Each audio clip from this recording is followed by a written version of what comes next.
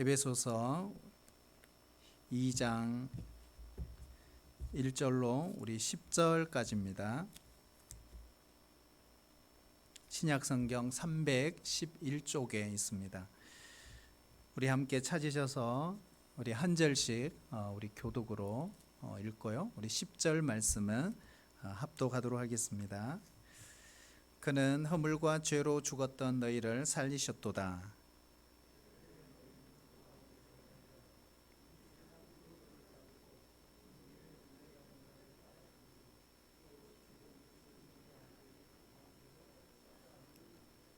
전에는 우리도 다 그 가운데서 우리 육체의 욕심을 따라 지내며 육체와 마음이 원하는 것을 하여 다른 이들과 같이 본질상 진노의 자녀이었더니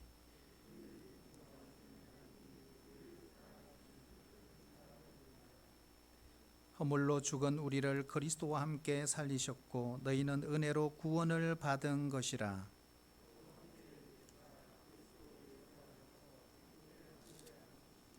이는 그리스도 안에서 우리에게 자비하심으로써 그 은혜의 지극히 풍성함을 오는 여러 세대에 나타내려 하심이라.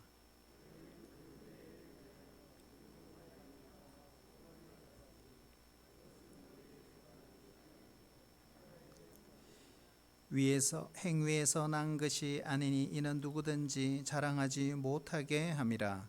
우리는 그가 만드신 바라 그리스도 예수 안에서 선한 일을 위하여 지으심을 받은 자니 이 일은 하나님이 전에 예비하사 우리로 그 가운데서 행하게 하려 하심이라. 아멘. 우리 성탄절 아침입니다. 가장 추운 날씨네요. 화이트 크리스마스를 기대했지만 추운 크리스마스가 되고 말았습니다. 여러분 성탄의 기쁨이 우리 가정과 또 우리 교회 그리고 우리 민족 위에 넘쳐나시기를 주의 이름으로 축복합니다. 우리가 성탄절 하면 성탄절에 여러 가지 뜻이 있지만 가장 중요한 것이 예수님이 탄생하신 날이다 이렇게 그렇죠? 예수님이 이 세상에 오신 날, 이 날을 우리 기독교 신앙 안에서는 성탄절 절기로 지키고 있습니다. 하지만 하나님 편에서 보면 사랑하는 그 외아들을 떠나보내시는 날이기도 합니다. 좀 더 구체적으로 우리가 말하자면 죽기 위해 가는 외아들을 전송하시는 날, 이 날이 바로 성탄절입니다. 그것은 자신의 죄 때문도 아니요 바로 인간의 죄를 대신하여 짊어지시기 위해 이 땅에 죽으러 가는 그 외아들, 그때 그 하나님 아버지의 마음을 어땠을까요? 아들을 군대만 보내도 부모의 마음은 얼마나 시리고 때로는 같이 눈물 흘리고 같이 아파하고 또 같이 중보하기도 합니다. 나라가 평화로울 때 이 정도인데 만약에 전시 상황에서 아들이 군대에서 복무한다고 가정해 보세요. 정말 기가 막힐 노릇이 아니겠습니까? 그래서 미국에는 이런 통계도 있다고 합니다. 2차 세계대전 당시 아들을 전쟁터에 보내고 근심하다가 심장병에 걸려 죽은 그 부모들의 숫자가 전쟁터에 나가 죽은 군사들의 숫자보다 훨씬 많다고 하는 것입니다. 이것이 바로 부모의 마음인 것입니다. 인간적으로 생각해 보면 아마도 하나님의 마음도 아마 갈기갈기 찢겨지고 얼마나 아프셨을까 하는 것입니다. 우리가 볼 때는 우리 하나님은 전능하신 하나님이시기 때문에 아들을 보내지 말았어야 하지 않을까? 그분은 충분히 그러실 수 있는 분입니다. 어쩌면 그것이 아들을 거기에 보내는 것이 당연한 일이 아닐 수도 있습니다. 그럼에도 불구하고 하나님은 예수님을 이 세상에 보내셨습니다. 여러분 왜 그러셨을까요? 요한복음 3장 16절에 보면 하나님이 세상을 이처럼 사랑하사 독생자를 주셨으니 이는 그를 믿는 자마다 멸망치 않고 영생을 얻게 하려 하심이니라. 아들을 보내신 동기는 바로 사랑입니다. 목적은 구원인 것입니다. 그래서 인간을 사랑했기 때문에 죄와 사랑에서부터 우리를 구원하여 하나님의 자녀 삼기 위해서 하나밖에 없는 외아들을 이 땅에 보내신 그날 우리는 성탄절이라고 부르고 있는 것입니다. 그래서 이 성탄절 되면 많은 사람들이 선물을 주고받습니다. 예수님이 생일이 12월 25일인데 저는 12월 19일입니다. 그래서 항상 죄송합니다. 그래서 저희 아이들이 아빠하고 봉투를 주고 아빠하고 카톡으로, 요즘 돈을 카톡으로 보내더라고요. 너무너무 죄송하더라고요. 근데 여러분, 또 어떤 데 보니까 이번 성탄 때는 내가 사랑하는 남자친구가 너무 민감하고 눈치도 빨라서 내가 준비한 선물을 몰랐으면 좋겠다, 그런 이야기도 하더라고요. 어쨌든 우리가 성탄절 하면 가장 떠오르는 게 사실은 선물입니다. 선물. 그래서 선물을 우리가 많이 주고 받기도 합니다. 성탄을 앞둔 어느 날 개구장이 하나가 예수님께 이렇게 기도를 했습니다. 예수님, 원래 저 꼭 선물 좀 받을 수 있도록 해주세요. 그리고 편지를 기록을 했습니다. 예수님, 전 알고 보면 참 착한 아이예요. 저는 거짓말도 잘 할 줄 몰라요. 친구는 좀 때리긴 하지만 죽여본 적은 없어요. 이렇게 해서 편지를 쓰고 보니까 양심의 가책이 느껴지는, 그래서 찍고 다시 편지를 쓰기 시작했습니다. 예수님, 저는 사실대로 고백하면 저는 착한 일을 제대로 해본 적이 없습니다. 그러나 이번에 예수님이 선물을 주신다면 앞으로 착한 일 하며 살아가도록 하겠습니다. 그런데 시간이 흘렀지만 이 개구장이는 자신이 착한 일을 할 수 있는 자신감이 없었어요. 그래서 편지를 찢었습니다.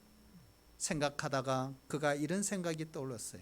성탄절 이브날 자기가 사는 그 동네 마을 성당에 들어갔습니다. 그리고 성모 마리아상 하나를 훔쳤습니다. 그리고 다시 편지를 적었어요. 이렇게 예수님께 보냈습니다. 예수, 잘 들으라. 네 어머니를 인질로 잡았다. 좋은 말 할 때 선물 보내라. 이렇게 보냈다고 합니다.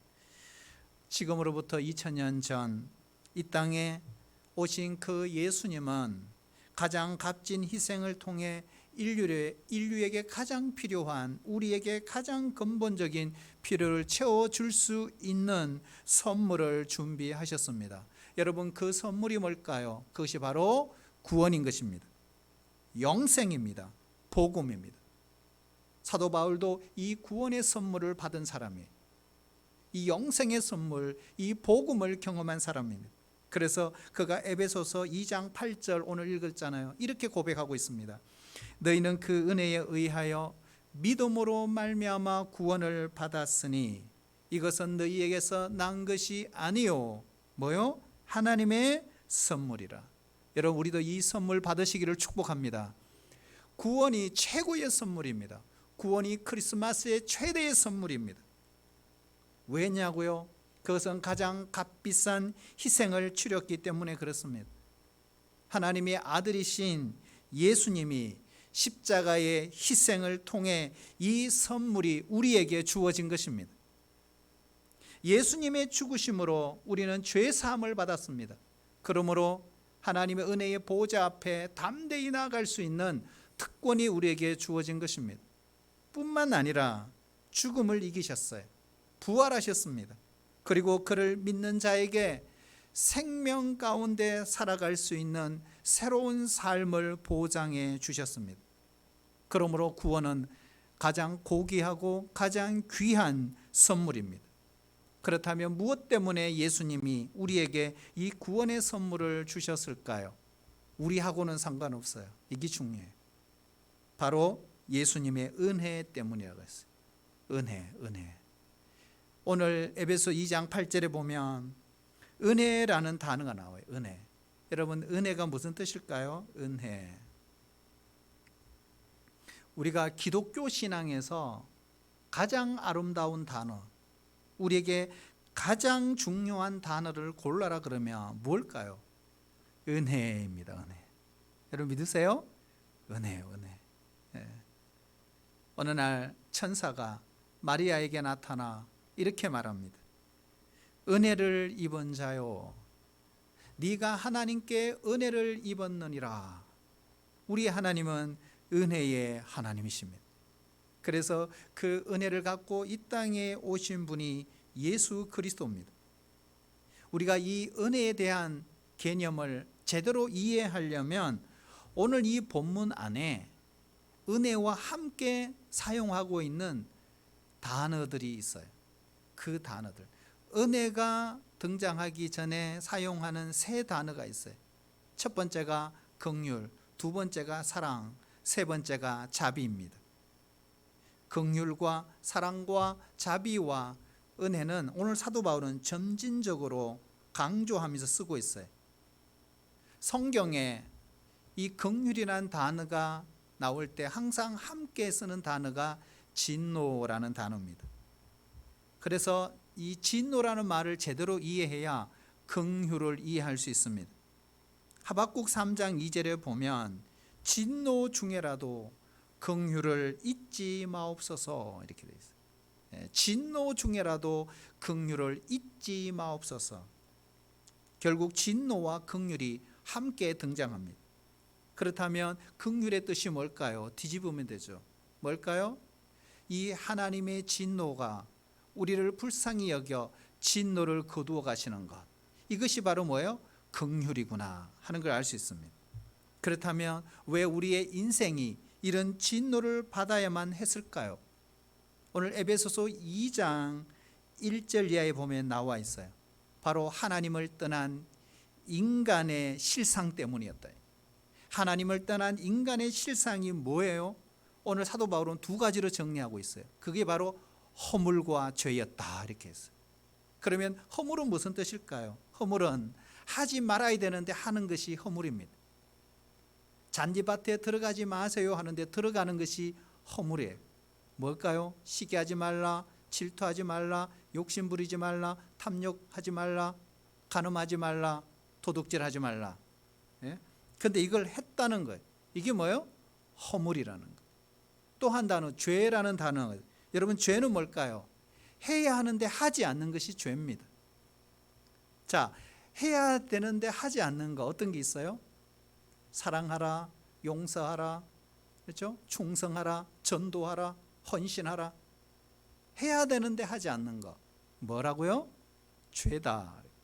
그래서 헬라에 보면 이 죄를 하마르티아, 관역에서 벗어났다, 빗나갔다, 명중시켜야 될 목표가 있는데 그 목표를 빗나가는 것, 이걸 죄라고 정리를 하고 있습니다. 하나님의 기대를 빗나가는 것, 주님의 기대에서 어긋나는 것, 해야 하는데도 불구하고 하지 않는 그 삶 자체가 죄입니다. 그래서 이 죄의 모든 정체가 이렇게 정리할 수 있어요.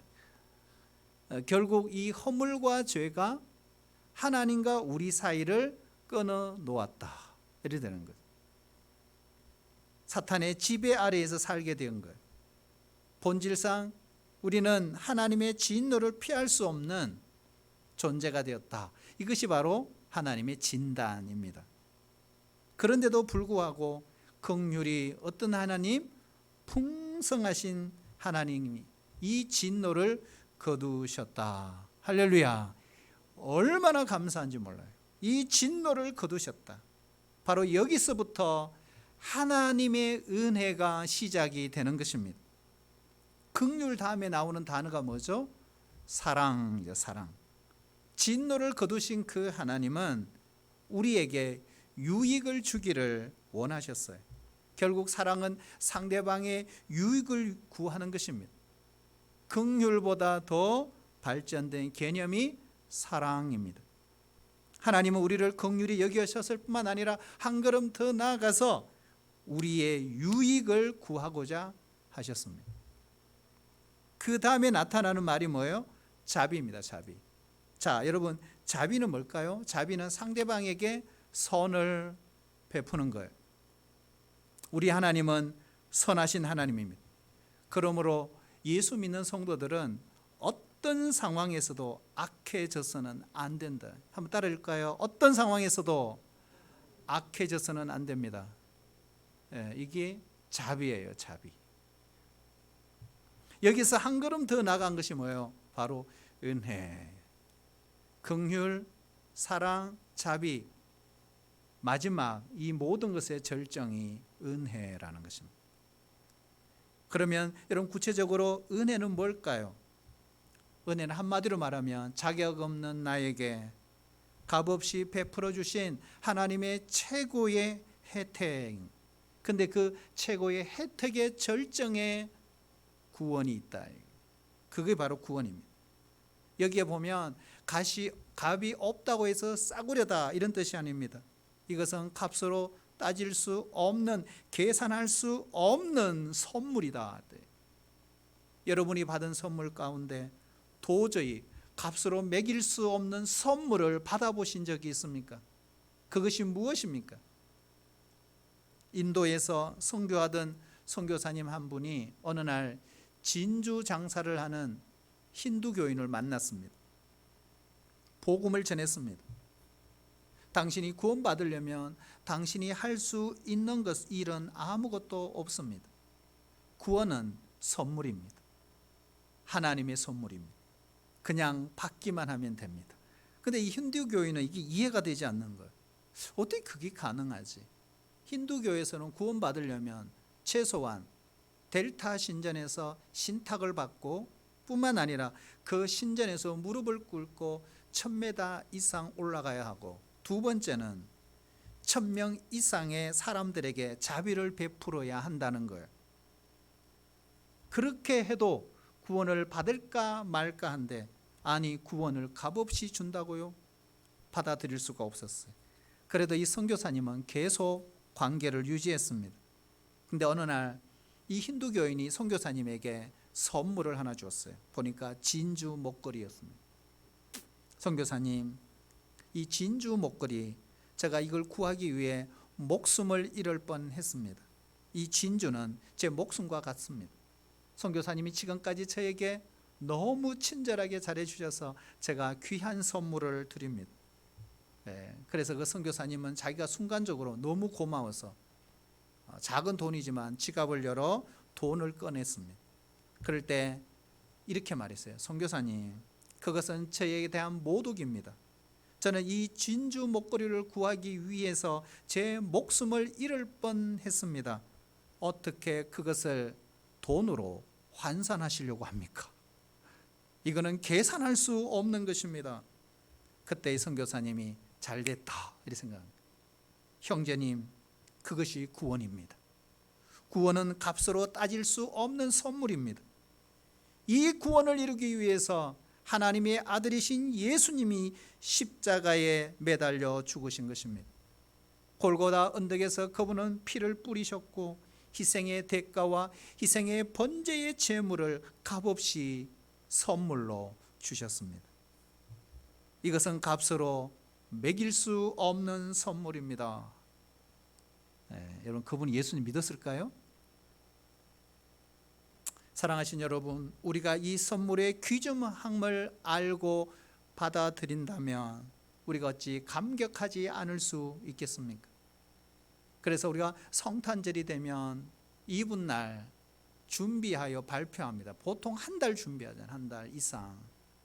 그렇잖아요. 왜 그럴까요? 그 감격, 그 은혜, 그 기쁨, 하나님께 올리고 싶은 것입니다. 그 구원의 감격이 너무 크니까, 그 희생의 가치가 너무 놀라우니까. 그래서 우리는 오늘 이 자리에 모인 것입니다. 여러분, 이 성탄의 기쁨 넘치시기를 축복합니다. 여기에 진정한 찬양이 있어야 되고, 여기에 진정한 충성과 헌신이 바로 여기에서 나오는 것입니다. 바로 이 사랑, 바로 이 은혜 때문에 구원의 선물이 나에게 값없이 제공되었다는 사실을 믿으셔야 한다는 거예요. 성탄절은 바로 이 선물을 우리에게 주신 날입니다.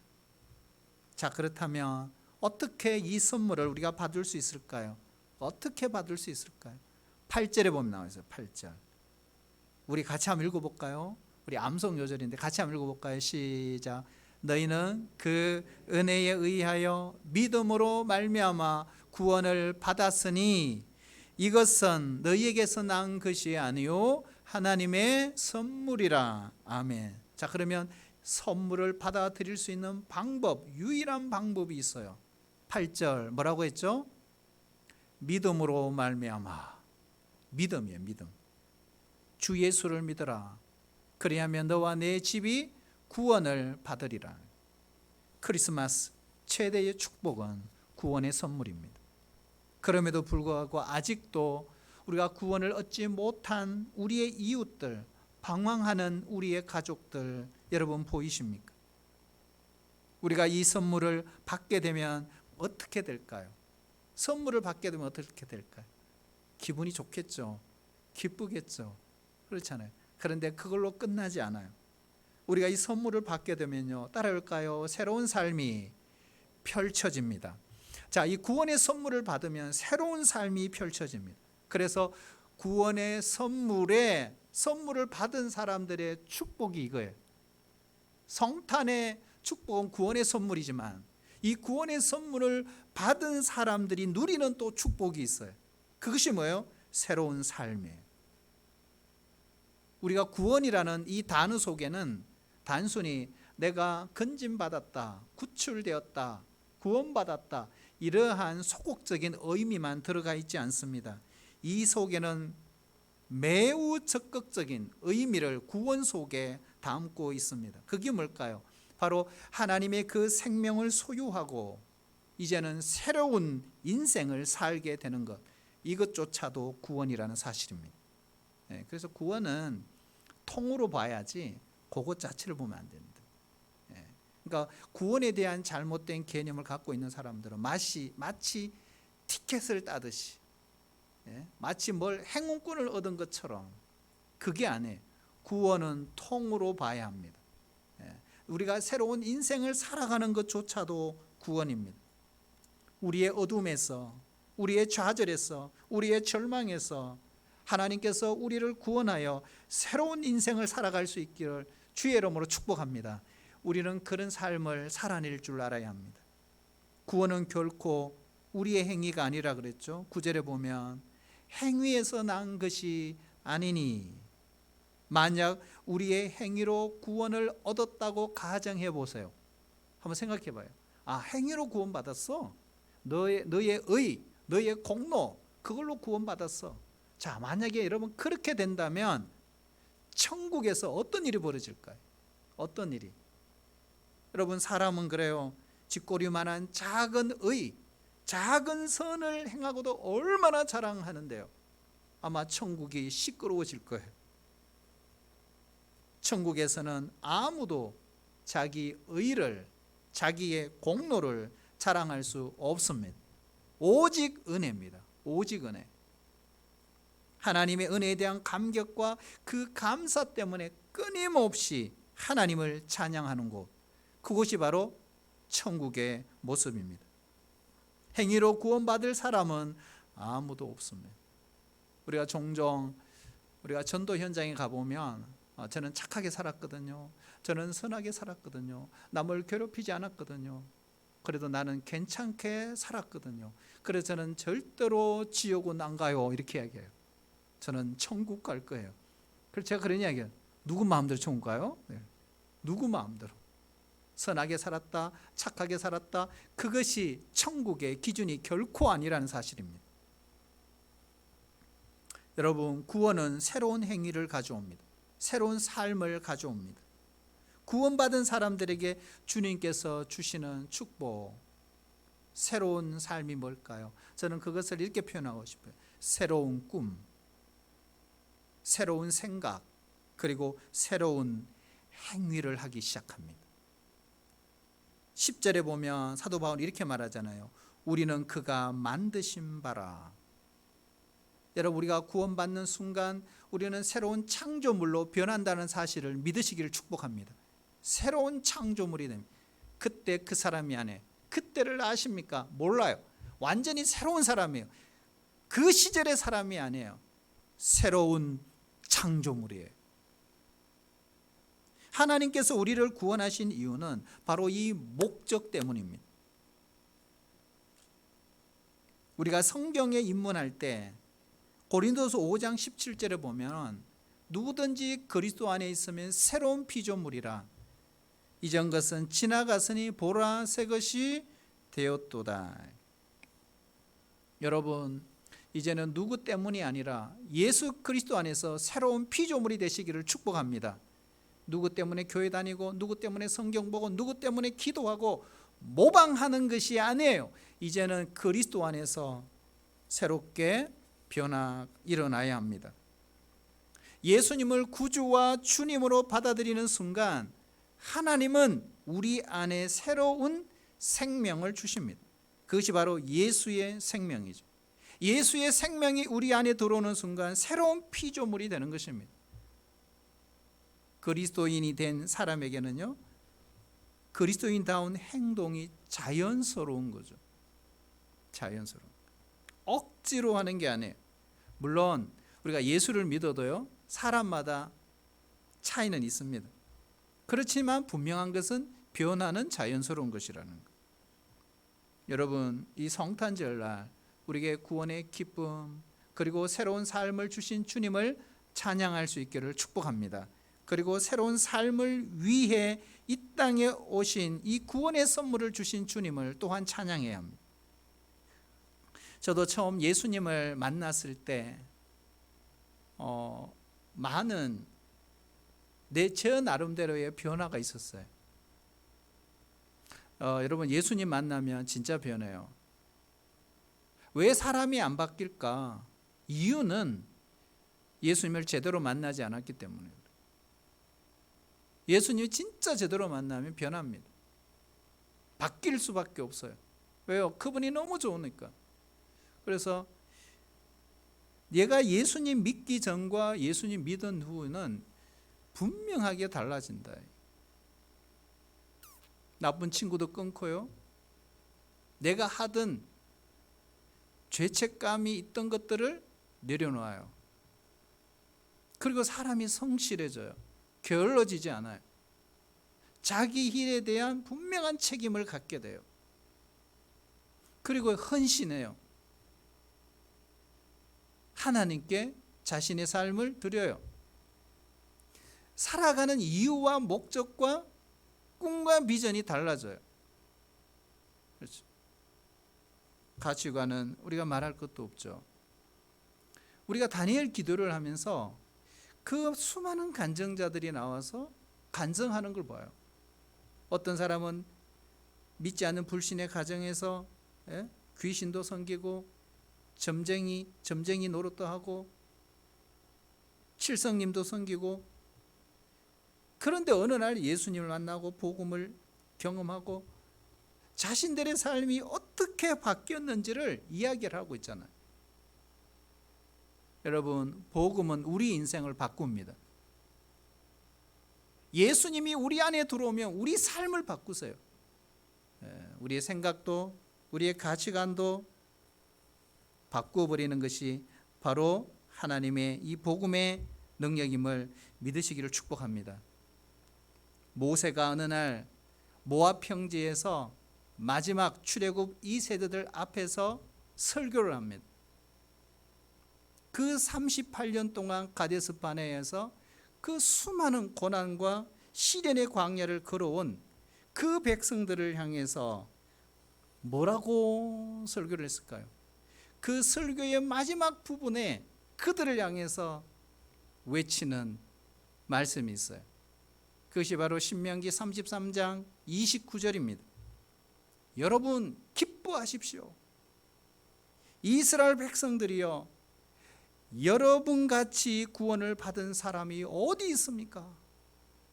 여러분은 행복한 사람입니다. 여러분, 고생은 했지만, 시련의 광야의 길은 있었지만 여러분만큼 행복한 사람이 없습니다. 여러분은 구원의 선물을 받은 사람들이기 때문에 그렇습니다. 사랑하신 여러분, 우리도 동일합니다. 우리가 예수님을 믿고 주님께 충성하고 주님을 섬기는데도 여러분, 우리의 삶은 여전히 환경은 좋지 않습니다. 여전히 내년에도 코로나 팬데믹이 우리의 미래에 대한 불안한 요소로 작용하고 있습니다. 하지만 기억하셔야 됩니다. 우리에게는 예수님이 계세요.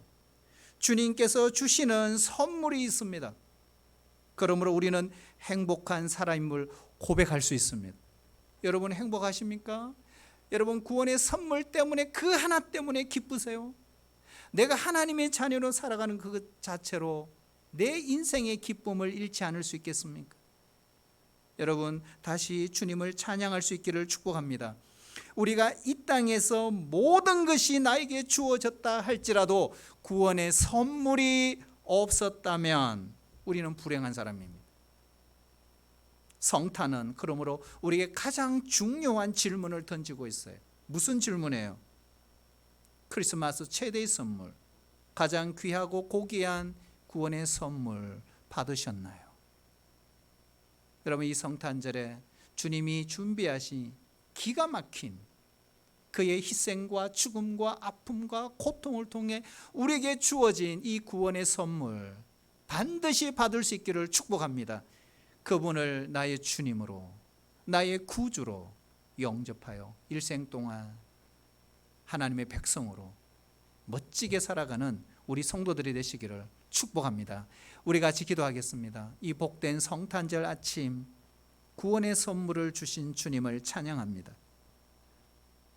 누구든지 그 은혜로 인하여 믿음으로 말미암아 하나님 주신 이 구원의 선물을 받아들일 때 바로 내 것이 되는 것입니다. 아버지 하나님, 우리의 삶이 힘들고 우리의 환경에 악조건이 많고 여전히 미래가 불안하지만 우리에게는 주님이 계십니다.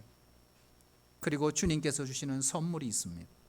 우리 모두 이 구원의 선물 누리며 이 성탄절을 찬양하고 감사하며 보낼 수 있는 성도들이 되게 주옵소서. 예수님의 이름으로 기도하옵나이다.